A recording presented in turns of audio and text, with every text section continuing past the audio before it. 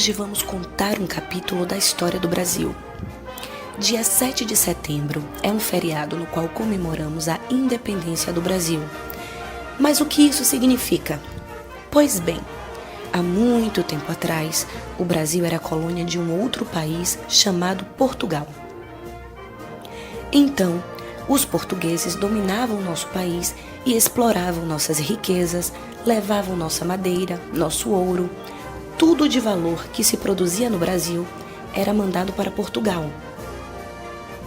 Em 1820, a família real portuguesa, que tinha se estabelecido no Brasil, precisou voltar para Portugal.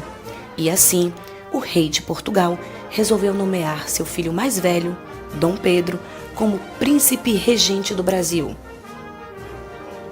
Um tempo depois, os membros da corte portuguesa pediram para Dom Pedro retornar para Portugal. Mas, encorajado por sua esposa, a princesa Leopoldina, Dom Pedro favoreceu o Brasil e declarou: "Como é para o bem de todos e para a felicidade geral da nação, diga ao povo que eu vou ficar no Brasil."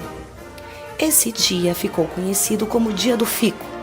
Mas Portugal não gostou dessa decisão de Dom Pedro, porque eles queriam continuar dominando e explorando nosso país. Foi aí que Dom Pedro partiu para São Paulo para assegurar a lealdade do povo à causa brasileira.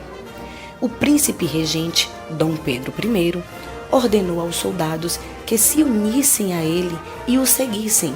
Assim, às margens do rio Ipiranga, no dia 7 de setembro de 1822, Dom Pedro ergueu sua espada, afirmando que daria ao Brasil a liberdade, e gritou: "Independência ou morte!"